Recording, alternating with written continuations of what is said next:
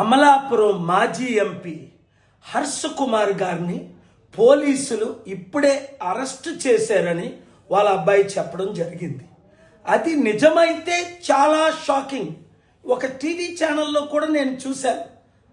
తక్షణమే హర్ష్ కుమార్ గారు ఎక్కడుంటే అక్కడ నుండి ఆయన్ని విడిపించాలి. ఆయన ఏం చెప్పారు? ఈస్టర్, గుడ్ ఫ్రైడే సీజన్లో పాస్టర్ ప్రవీణ్ పగడాల గారి ఆత్మశాంతి కొరకు మా రిసార్ట్ పక్కన ఎక్కడైతే ఆయన డెడ్ బాడీ దొరికిందో అక్కడికి మీరు రండి, సాయంత్రం క్యాండిల్ లైట్ వెలిగిద్దాం. తప్ప పోస్ట్ మార్టం చేసిన రోజుని రిపోర్టు రిలీజ్ చేయకుండా పోలీసులు నాకు ప్రామిస్ చేసి అందరికీ ప్రేయర్ ద్వారా పంపిద్దామని చెప్తే కనీసం ప్రవీణ్ పగడాల అంత్యక్రియలు కూడా ఆయన ముఖం కూడా చూడనివ్వకుండా వేల మంది పాస్టర్లను అడ్డుకొని లాఠీ చార్జీలు నా కళ్ళ ముందే చేసి ఆ డెడ్ బాడీని తీసుకొచ్చారు. పోన్లే శాంతిగా ఉండాలని నేనే హెల్ప్ చేశాను.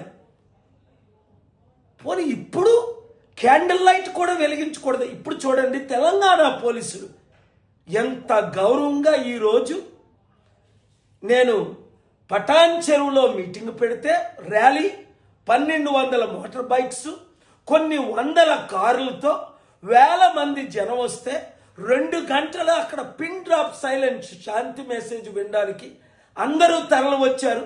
పోలీసులు అద్భుతమైన పని చేసినందుకు వారిని నేను దీవించి వచ్చాను. ఏమైంది ఆంధ్రప్రదేశ్ పోలీసులకి? ఇది చంద్రబాబు నాయుడు గారి కుట్ర, అక్కడ లోకల్ ఎస్పీ, ఐజీ కుట్ర, డీజీపీ కుట్ర. ఆల్రెడీ ఆంధ్రప్రదేశ్ హైకోర్టు మీకు నోటీసులు పంపింది. ఇది హత్య అని హర్ష్ కుమార్ గారు లాంటి వారు 100 మంది చెప్తుంటే, వేల మంది చెప్తుంటే, కోట్ల మంది బయటకు వస్తే ఇది మీరు యాక్సిడెంట్ అని రుజువు చేసి ఏదో కింద మీద వేసి ట్రై చేశారు. నేను మాట్లాడిన పోస్ట్ మార్టం స్టాఫ్తో, ఒక పోలీస్ ఆఫీసర్తో, అందుకే సిబిఐ ఎంక్వైరీ ఇవ్వండి, ఇది హత్య అని నాతో అంటున్నారు. ఈ యాంగిల్లో మీరు ఇన్వెస్టిగేట్ చేయమంటే నోర్లు మూయించడం ఆర్టికల్ 19 వయలేషన్ కాదా? స్వేచ్ఛను మీరు తీసేస్తారా? ప్రశ్నించొద్దు అంటే కోట్ల మంది ప్రశ్నిస్తారు. తక్షణమే హర్ష్ కుమార్ గారిని రిలీజ్ చేయండి, లేదా నేను అర్జెంట్ ప్లాన్లో ఉండి బయలుదేరి రావాల్సి ఉంటుంది. God bless you. Share this video.